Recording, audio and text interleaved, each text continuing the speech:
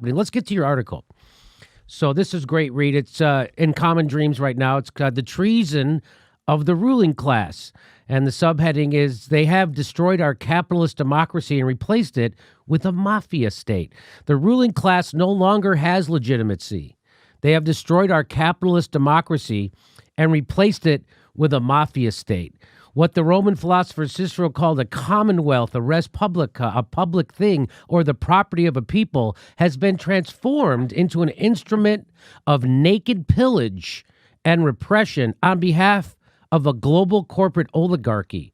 We are serfs ruled by obscenely rich, omnipotent masters who loot the U.S. Treasury, pay little or no taxes, and have perverted the judiciary, the media, and the legislative branches of government to strip us of civil liberties and give them the freedom to commit financial fraud and theft, the loss of control over systems of rulership, the misuse of all democratic institutions, the electoral process and laws to funnel money upwards into a handful of oligarchs while stripping us of power ominously means that the ruling elites can no longer claim the right to have a monopoly on violence.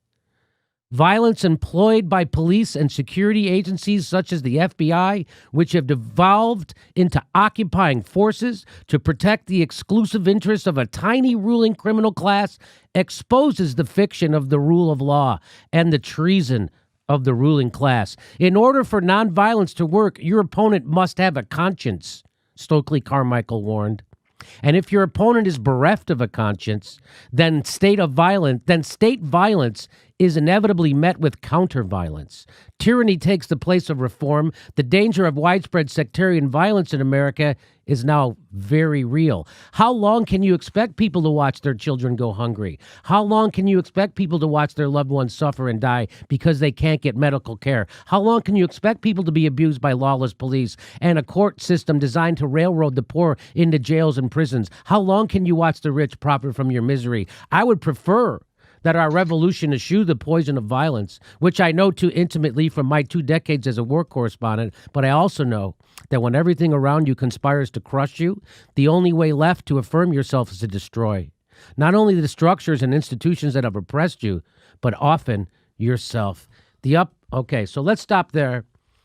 Let's talk about that. So you say the ruling elite has lost all legitimacy and their monopoly on violence. So go ahead and explain that a little bit more. Well, because that defines government in its modern term, and that is that it has the monopoly on violence. It alone has the right to use violence. But it can only essentially claim that right if the government represents the consent and the will of the governed. Once it no longer does, then its legitimacy to monopolize violence is mute. And at that point, it becomes tyranny. And that's, I would say, we no longer live in a democracy.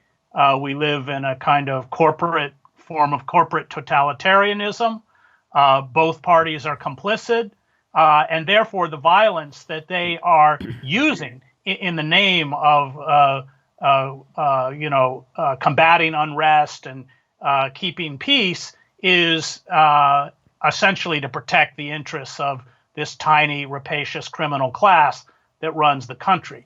And so and I think that in the streets, especially among the millennials, they get it. This is very different from the 1960s, because in the 1960s, the country was affluent enough that, you could get thrown out of college, or you could be a protester and then go on and make a middle class living.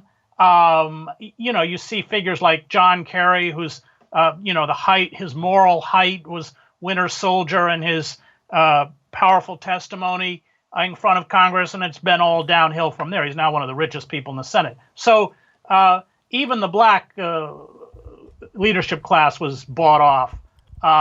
But now, because there's been such a monopolization of wealth, nobody can get bought off. And these kids out on the street are fully aware that they have no opportunities, nowhere to go, that this is, Biden is, there's a whole paragraph in that story on everything Biden's done, including passing all of the crime bills and death penalty bills and expanding police forces and capital crimes and everything. It was all Biden. And he wasn't a bystander, by the way. Biden sponsored and pushed this legislation. So, but the millennials and the kids, they get it. That these people have, these oligarchic rulers, this corporate oligarchy has stolen their future, has thwarted any possibility of them finding a meaningful place within the society, of actualizing themselves, of affirming them, of allowing them to pursue whatever their dreams are. It's all been shut down. So it's very different from the 60s, and therefore far more ominous, because as corrupt and awful as the government was in the 1960s, there was still enough of a liberal class within the Democratic Party to be able to respond, not in significant ways, but enough to ameliorate the worst of the suffering. Now that's gone.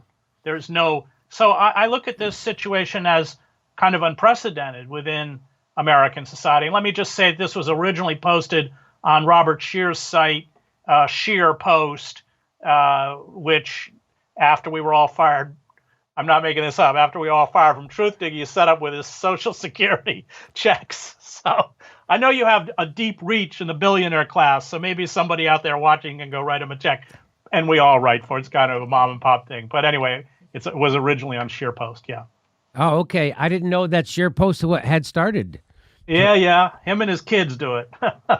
Fantastic. That's great. That, Bob Scheer doesn't need a billionaire.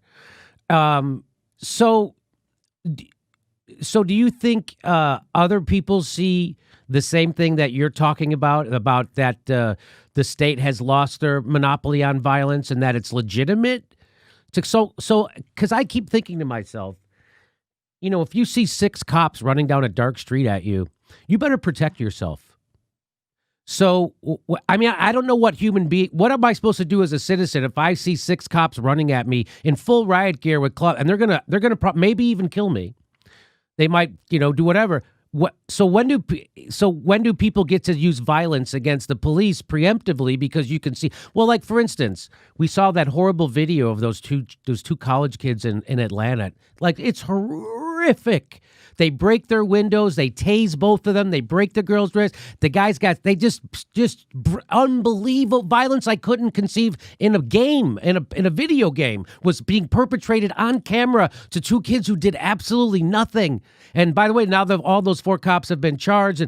But my point is, so now if you see a cop and he tells you to stop, we saw people running cops over now because cops have been running crowds over and doing whatever they want. So now people are legitimately fearful of the police when they see them. And is it legitimate for them to use violence against police? I wouldn't use the word legitimate. I would just, and this was the point of the piece, that when you shut every avenue for reform down, when people recognize that they're completely trapped, it is inevitable that they will use counter-violence. Now, that often can be, and usually is, I think, self-destructive, but it's the only way left. It is the ruling elites who determine the configurations of resistance. And if they don't offer the possibility of addressing the suffering and creating some kind of restitution, then that's what they're going to get. I'm not going to put a moral quality on it. I'm deeply opposed to violence, having been around a lot of it. On the other hand, I was in Sarajevo during the war. We were completely surrounded by the Serbs, who were shelling the city with 2,000 shells a day, constant sniper fire, 4 to 5 dead a day, 24 wounded a day. It was a trench system, literally. We knew that if the Serbs broke through past those trenches, a third of the city would be slaughtered and the rest would be driven into refugee and displacement camps. And that wasn't conjecture, because that's what they did in Vukovar, it's what they did in the Drina Valley. So at that point, you pick up a gun. I get it. We were being bombed in Sarajevo. People were not sitting around in basements having long discussions about pacifism. At the same time, that doesn't protect you from the poison of violence. And that's what I worry, that the ruling elites are so tone deaf, so myopic, so out of touch. And let me put Joe Biden at the top of the list, that they won't respond to what has really become my quote in the article, Barbara Ehrenreich, about how being poor in this country is one long emergency. But of course, with COVID, it's gotten so much worse. The moratoriums on evictions are about to be lifted. The stimulus checks, which were a joke, won't exist. Unemployment benefits will run out. They're saddled with debt. The hunger is now becoming hunger. Well, what was it? 1 out of 5 children are already were food insecure before this thing. Tens of thousands of people are lining up at food banks. Yep. I mean, what do they think is going to happen? How do they think people? Of course, they don't. They are so out of touch. And that's, I've watched this. I've watched it all over the world. It's a kind of frighteningly familiar scenario. So let's move on to, you talk about the causes, and you say that the uprising in the streets of American cities are not only about the wanton murder by police of yet another person of color, but the frantic fight to wrest back power over our lives. They go far beyond police brutality, a daily reality for those trapped in our internal colonies, where 1,100 citizens are murdered by police every year, almost all unarmed. The uprisings are fueled as well by the seizure of the institutional and structural mechanisms that once made some form of equality, always imperfect and always colored by animus towards the poor and people of color, even possible. So, you're just kind of highlighting the fact that, this is more about the police killing unarmed black people in broad daylight and no repercussions. This is, as we've been saying, this is about just an oppressive oligarchy that is just strangling people. And so do you think that because Dylan Ratigan had predicted we're going to become like Brazil, and that eventually we just accept it, and that, in we slide into authoritarianism, and that they keep like 80 to 85 to 90% of the people poor, not starving, but right on the brink, and that's how they keep control. Yeah, well, that's it. I mean, half the country already lives in poverty or near poverty, a number that's going to exponentially rise with 40 million unemployment claims and estimated, these are government statistics, 25% unemployment by this summer. Look, the capitalist class wants to keep the working class in a state of constant distress so that it expends all of its energy to subsist, to survive. That's to their benefit. It makes unionizing impossible because there's always desperate people willing to work for substandard wages and be abused because it's all they have. So look, I think we already in huge parts of this country. I go all over the country for the books that I write, and usually the poorest pockets of the country. I wrote a book, Days of Destruction, Days of Revolt, which was literally written out of the poorest pockets of the country, including Camden, New Jersey, which is about an hour away, which per capita is the poorest city in the United States. We never see it. You never visually see it. The stories are untold. No. I mean, even Camden, you drive. Camden's on the river right before Philly. They built the throughways up over the Camden, so you don't even drive through the city. And that place has, literally streets that are abandoned with trees. There are trees growing out of what used to be the public library. I mean, hundreds of abandoned buildings. It's the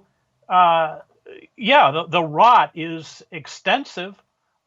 Detroit, Newark, Cleveland. I mean, it's endless. And the capitalist class has every intention of using forms of draconian control like militarized police, like mass incarceration, like the revoking of our constitutional rights by judicial fiat, in order to use the iron boot. I mean, look, all of the animus towards Bernie Sanders on the political spectrum was not any kind of radical. Right. He wasn't even a great New Dealer because he wouldn't take on the military. They couldn't even handle Sanders. As soon as Obama, who, as Cornel West correctly said, was a black mascot for Wall Street, uttered a few very tepid words of admonishment towards Wall Street, they turned on him. and all flew their private jets to Boston to inaugurate Mitt Romney, which didn't work out. But so, yeah, it's the capitalist class, which is global. It's supranational. It has no loyalty to the nation state. Ralph Nader calls them traitors, and that is what they are. They don't want to give up their obscene wealth. What Bezos has, since COVID, increased his wealth by $34 million. Billion, I'm sorry, thank you, sorry. And you had on your show the other day, I mean, the billionaire class has collectively increased their wealth by $434 billion. These people profit off of our misery. I mean, literally, they do. So why? They're not going to change that. So I know. So what happened the last two times stuff like this happened? Teddy Roosevelt came along, broke up the trust, gave some rights to workers, stood up with them. And then a couple decades later, it was for FDR. And he told his rich friends that if you don't give people some of your money, they're going to take all of your money, which had just happened in the Russian Revolution. And so where is that guy to tell those people? Wouldn't that be, you would think it would be Barack Obama. Barack Obama's, I just saw a tweet that he's about to give a speech today about what's happening. And I hope he shakes his finger, wags his finger at looters from his 49-acre estate on Martha's Vineyard. But anyway, where are the rich people? Where are the leaders who tell the elite class, like, hey, you have to give people at least health care, a living wage, and some debt relief so they don't riot and take over the country? Where are those people? They're locked out of the system. I mean, the Democratic Party, when in the 90s, when it began taking corporate money under Clinton, also made war against its own liberal wing and pushed everyone out. And so anybody with a conscience, anyone who stood up and spoke on behalf of the working class was purged. A lot of people don't know the history, and that's what pushed Ralph Nader to run. Ralph Nader knows corporate power better than any other American, has been fighting it longer and with more integrity than any other American. He said there's nothing left in Washington to work with.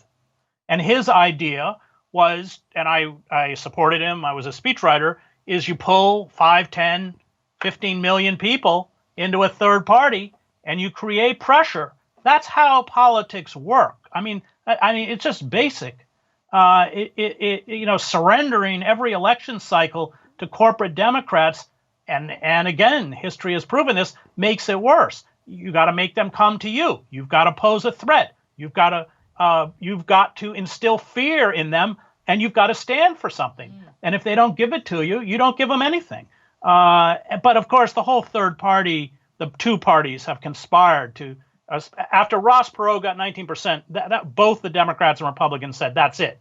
And so I lived through the harassment. I mean, the people who really went after Nader was the Democrats.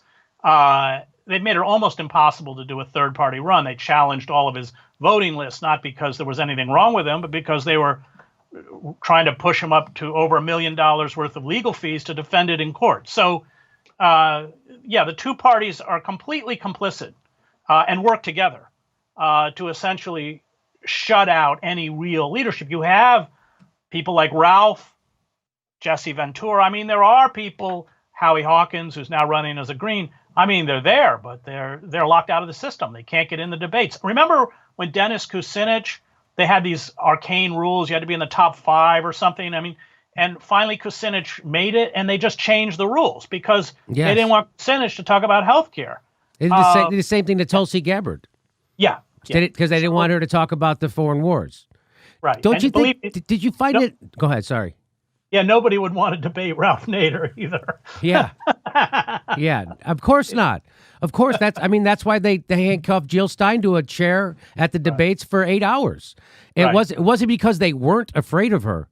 They were. They were afraid of her message and getting out. And that's why, by the way, it used to be the League of Women Voters took care of the debates. Yes, they got rid of that. The Democrats and Republicans formed a corporation, and they get not only get to choose all the rules, but they get to choose who asks them questions. Right, which is amazing. And it's even worse than that. They get corporations to sponsor it. So, like, the for-profit insurance companies and pharmaceuticals are actually sponsoring the debates, which shows you why you get all these idiots on CNN with their little flashcards asking, Bernie Sanders the kind of, the questions that their corporate masters want asked, and accusing him implicitly of, not being able to pay for it and all this kind of stuff. You bring up Bernie as I'm sure every time I talk to you, I'll ask you a question. I'm still gobsmacked at his lack of doing anything in this moment. It's as if, the way I say it on this show, it's as if the Lord himself created this moment for Bernie Sanders and his policies and his movement, and Bernie just won't do anything. Isn't it stunning to you? No, we had this discussion before. I know. Because Bernie has always carried water for the Democrats. I mean, I think I mentioned the last time I was here, he was campaigning for Clinton in '96 after NAFTA. After NAFTA, after the omnibus crime bill. And he knew what he was doing. He so he's been completely consistent in terms of buckling under pressure from the Democrats and carrying water for the Democrats. That's what he's always done. So now, I think that you mentioned briefly in the article about the 3 solutions or 3 things that has to happen. Or now, do you think that this is another one of those leaderless revolts or protests? There's no leader, and they don't have a clear set of demands. So what needs to happen right now to make some kind of demand on the establishment? Well, that's the problem. They can deal with episodic eruptions around the country. But the fact is we don't have, it's not so much even a leader, but there's no clear ideology. Even the Wobblies, which, they had Joe Hill and Big Bill Haywood, but it was a pretty egalitarian organization.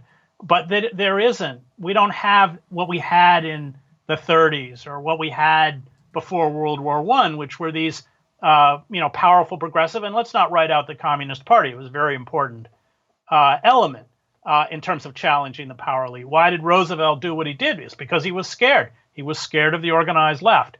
And unfortunately, in the United States, there's been a very effective campaign to stomp out the left and not just stomp out the left in an organizational form, but silence the voices of the left. And that worries me. That worries me because you are going to go either way, revolution or tyranny at this point. But all of the organized force, including the ideology, which is the form of Christian fascism, it comes now from the right, not from the left. Yes. And as we speak, Nancy Pelosi is trying to expand Trump's buying powers. So she's not. So again, this idea that they oppose Trump is just a fake. It's a phony idea. It's propaganda. Nancy Pelosi and Trump are in lockstep on most things. And they even gave him money for his border wall, if you want to know how much in lockstep they are. And she's right now, as she's reading from the Bible and calling him every name in the world, she's behind the scenes trying to expand his spying powers so he can have more power to spy on his enemies or anybody organizing against him. And they won't report that on the news. Yeah, I know. Yeah. Okay. I mean, the whole news industry is, especially let's talk about the broadcast industry. I hesitate to even call it news. I mean, I have strong critiques of my old employer, the New York Times, but I still read it. But I don't waste my time watching CNN or any of that stuff. It's info entertainment. It's vapid. It's just the news version of ESPN. Basically, that's all it is. So I'm watching. I watch just because I do the kind of show I do. So I like to get horrible clips of them being horrible, so I could show everybody how horrible they are. And I'm watching the last couple of days, and every MSNBC, CNN, and I haven't been turning on Fox because that's just too easy. That's shooting fish in a barrel in a situation like this. But they all bring on their expert panels, and who's on their expert panels? Fucking former policemen. They're all former cops sitting around talking about the problem of policing in America. Where's Medea Benjamin? Where am I? Where is the leader of Black Lives Matter? Where is nowhere anyone? It's always former police. They brought on experts, and they never bring on anybody who's going to have a critical thing to say about the police. It's amazing to see that happen. And are you still amazed at that? No, I guess not. Same thing with war. I mean. Yes. Or Clapper. I mean, Clapper should be in prison. Yes. Brennan. Petraeus, all of these people. Look, I spent 7 years in the Middle East. I was the Middle East bureau chief for the New York Times. I speak Arabic. The whole lead up to the invasion of Iraq, I was watching, as you say, these so-called experts who'd never been to the Middle East, were linguistically, historically, and culturally illiterate, didn't know anything they were talking about, but they spun the dominant narrative, so they gave them a seat. It's not, again, it's scripted. It's not about any real honest debate or discussion. It's about buttressing conventional power and the conventional narrative. That's it. That's what they do. And if you buck it, you're out. I mean, Phil Donahue, Jesse Ventura, and at that, I'm going back to the Iraq War. Yeah. They're gone. I mean, they're disappeared. They're disappeared. Ed Schultz dared even cover Bernie Sanders, and they fired him for doing that. Yeah. So all the people who are hosting shows at MSNBC followed the rules, and they obeyed commands to not cover Bernie Sanders. That includes Rachel Maddow. That includes Chris Hayes. When they were given the order, they went along. And when their colleague didn't and got fired for it, they shut up. That's what $30,000 a day does. And I'm not saying I would resist it. I'm saying no one's making the offer to me yet. Let's talk about infiltrators into the protests, which I think is really important. People don't realize. I've pointed out cops are often responsible for setting fires and doing property damage. But let's start with COINTELPRO. Can you tell people what that was? Right. So this was a kind of secret plan that was revealed by activists who actually broke into an FBI office outside of Philly and got the documents and sent them to the Washington Post. But it was a heavy infiltration. And let's remember now that the resources the state has are far expanded from what they were in the 1960s. And they would carry out all sorts of dirty tricks, in terms of surveillance, in terms of black propaganda, in terms of threats, in terms of turning public opinion against organizations. That was COINTELPRO. But of course, now what's happening internally, which we can't see, is far greater and more pernicious. And I used to tell the kids in Zuccotti Park, you just have no idea the resources the state has. And the state, I mean, this again, I've got to go back to the media. I mean, let's be clear. Almost all these protests, 99% of the time, are peaceful protests. But the images they hit you with is that target burning or that brick going through a window. And so that becomes the dominant image of the protest. And that is really a way to demonize the protest. I've been very critical of the Black Bloc. Antifa is split between those who support kind of property violence or, attacking property, and those that don't. But let's talk about the Black Bloc. I know a significant portion of those people are cops. First of all, they get to cover their faces. Yeah.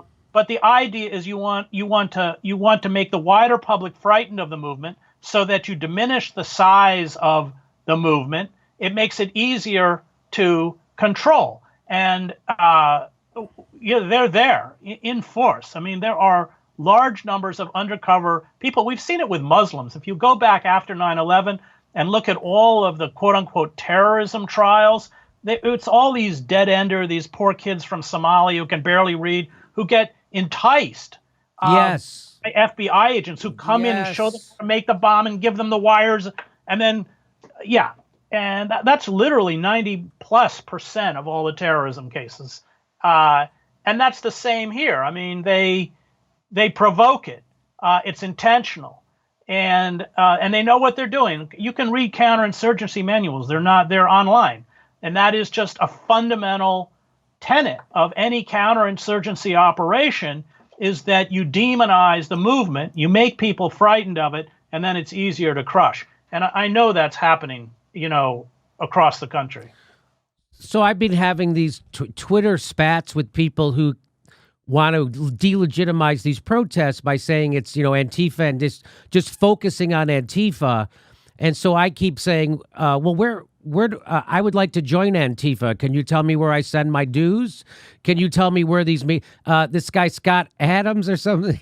He tweeted out that you should leave your phone at home because the FBI is onto Antifa. If you're going to an Antifa meeting, you should leave your phone at home. And I'm like, where are these meetings? I would love to go to one.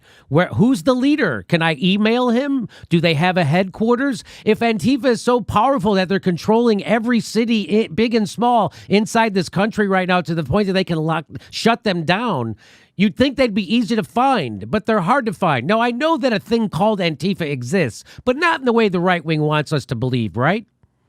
Yeah, of course. I mean, and also the idea that they're terrorists. I mean, on the spectrum of terrorism, they rank along, of world terrorist groups. They're the equivalent of the Boy Scouts. They're tiny groups. We dealt with them in Occupy. They're certainly not behind the protests. Look, did you see Susan Rice blaming Putin for the protests? Yes, of course. So did John Cusack. Oh, really? I mean, Russiagate Russiagate is officially a diagnosable mental illness. That's right. They've got all the Russians showed up in Minneapolis, and no, it's just that's what despots do. They seek to blame any kind of legitimate dissent on a foreign power and turn you into an enemy of the people. That's as old as I don't know. It's been around forever, but it's just insane. Or blaming it on Antifa. It's a way by the ruling elites to deflect attention from their own responsibility for what's happened. Do you know anything about Antifa? I know very, very. I was in an Antifa quote unquote protest in Portland about a year ago. It was the Proud Boys and then Antifa showed up. It was mostly theater. It was really theater. Nobody there I was afraid of at all. Right, it's mostly theater. Yeah, I've written about them. They don't like me and I don't like them too much. I actually don't have a problem. I mean, Ishmael Reed, who's a great friend of mine, lives in Oakland. He was very angry at Antifa for showing up in Oakland during Occupy and smashing the windows of local businesses. He says, I don't have a problem with smashing windows, but drive up to La Jolla, where Romney lives, and smash his windows. And that's what's, by the way, interesting about this uprising is they're not burning their own neighborhoods. Fifth Avenue in New York got shellacked. Now, that's different, and it shows a kind of class consciousness. Which I don't think that property destruction or attacking the police I understand it, but that's not the same as to condone it. I don't think that that's going to be effective. I mean, I think what's effective in a kind of dark way is that idiot Trump taking peaceful protesters outside the White House and using pepper spray and rubber bullets to remove them so he can stand in front of a church in his, welcome to fascist America speech. That's really, that will ignite the protests. Well, he actually lost Pat Robertson even on that one. So that's the exact demographic he's actually targeting with that. Trump thinks he's reaching and solidifying. And Pat Robertson came out with a video saying, no, Mr. President, no, he was like, that's not cool, is what he said. And I didn't know Pat Robertson started smoking marijuana. But it was nice to see him say, it's not cool, Mr. President. And so the very people he's targeting, he's losing. And the problem, though, is that if Trump loses, we get Joe Biden. Yeah. And but before we get off on anything else, I want to just go back to this one more thing about infiltrators. I like when Ferguson, I remember I was on the Young Turks when the Ferguson fires happened, and I was on the panel, and they were like, oh, why would these people burn down their own neighborhoods? And I'm like, I bet you half of those fires are insurance fires, and the other half were started by the cops. Right. And the people on the panel at the Young Turks looked at me like a Martian just came down and shit me out of an egg. And I'm like, where did you guys grow up? Do every one of you grow up in a cul-de-sac? Is your middle name cul-de-sac? Have you guys ever met a cop in your fucking lives? Anyway, So I just want to make people realize if you see a fire. Oh, by the way, there's a video tape that I have in my computer. I don't have it at the ready, but of these young black kids. I think they're in Dallas or Atlanta, and they found these crates of bricks in the middle of the street. They just there's no construction project, but there's a crate of bricks just sitting there, and they didn't take the bait. And it happened in San Francisco too. This right here. Yeah, they put them there. This the setup. They put them there on purpose, Y'all know bro. where we at. They gonna set them on right up on the route. Y'all know what building this is Come right on here. now. I ain't even gonna say what name it is. Hey, where do them bricks go to? Where do them This bricks is go setup. to? Where do them bricks We go gotta to? do better. Ain't no damn You construction. gotta do better. Ain't no damn construction around here. I see you. Ain't no damn construction around here. You just gonna set a pallet of bricks right there. Oh, okay. Listen, I did jury duty 3 months ago. Y'all don't keep no bricks right there. Do better. Do better. I see you. They do this all over, right? Where they put bricks and they try to incite violence in that way. Yeah. No, that's what they want. They because if a crowd becomes violent or there incites a clash with the police, then you have to remember there are large numbers of people who won't go into the street. Undocumented people who can't get arrested, elderly people, disabled people, children. You wash away a huge part of the demographic. I think one of the things that frightened the state in occupying Zuccotti the most was on the weekends when all these white couples would come with their kids in strollers walking up and down the street. And you saw the same kind of attempt to demonize Occupy as you're seeing here. And it also deflects attention away from the fundamental questions about police violence, structural and institutional racism. It gets you talking about something else, rather than what you should be talking about. Do you think a leader will emerge, that there will be demands made and met? Do you think anything good will come of this? Well, you can never tell. I mean, I learned that in Eastern Europe in the revolutions, where all of the leaders, whether in East Germany or Czechoslovakia or Romania or anywhere, well, in Czechoslovakia it was a little different because you had Havel, but they did emerge in some places, and they didn't in others. It's impossible to tell. I hope so. I think these kids have got it. I think they've figured it out. I don't think they're buying the game.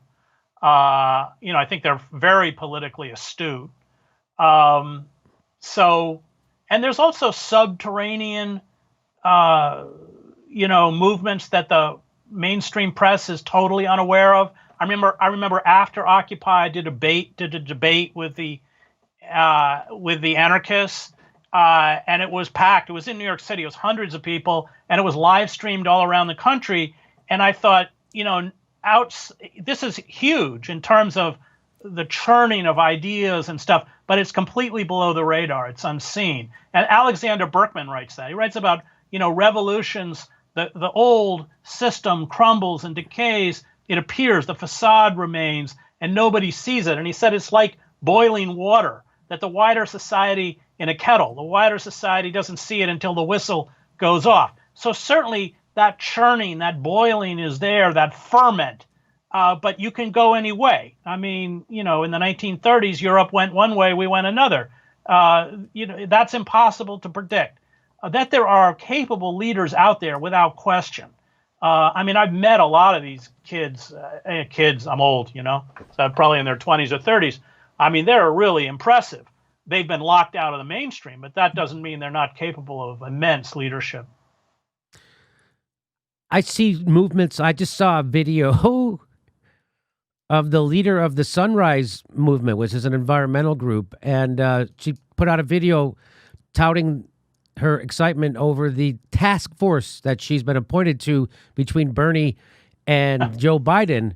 And I immediately thought, oh, God, another co-optation of a movement. And that's exactly what that is. Would you agree? Yeah. All those movements, MoveOn.org, they've all been co-opted. It's, it's political naivete. They play to their ego. They give them a little money. It's kind of sad how easily people are bought off. Randolph Bourne and Emma Goldman and Jane Addams all wrote about this. Eugene Debs. with Wilson, who did the same kind of thing. How fast people, but then there are those who won't, and they're out there too. So let's hope they prevail. Hey, you mentioned Eugene Debs. I saw the other night Bernie was doing a live stream dedicated to the memory of Eugene Debs. Yeah, Bernie. There's quite a wide divide between him and Debs. Remember, Debs went to prison. I'd like to see Bernie go to prison. Okay. So, do you have any, any advice to people in a time like this?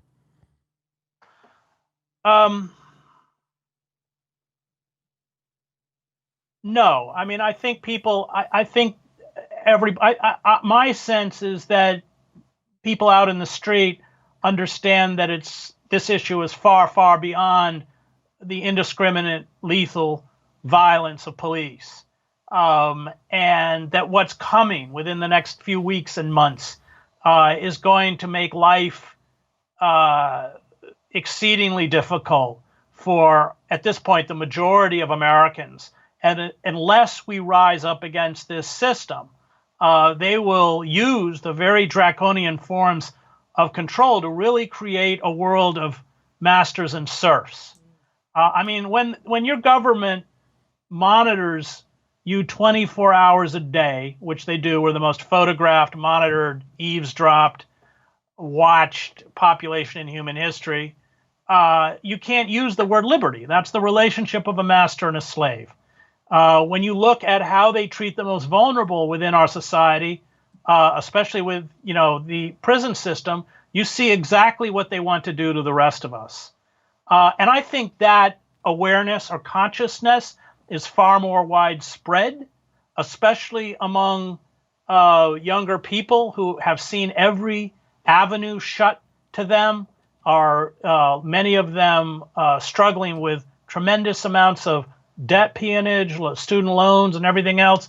I think they get it. This is really an existential fight. It is about the overthrow of a corporate oligarchy. And I'm not naive enough to tell you we're going to succeed.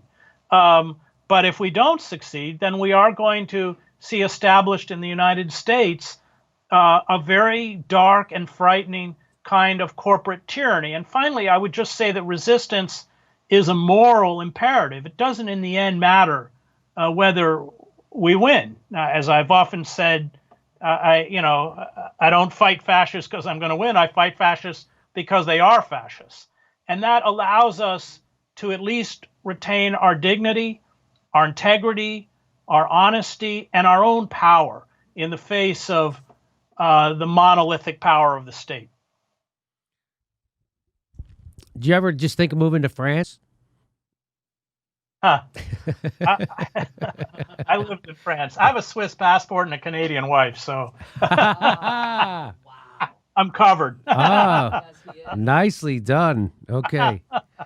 Well, everybody, we urge you to check out Chris's writing at the Common Dreams at Sheer. What is it now called? The Sheer Post. Popular Resistance runs it. It's on this one's on Common Dreams. You can read it anywhere you want. Okay.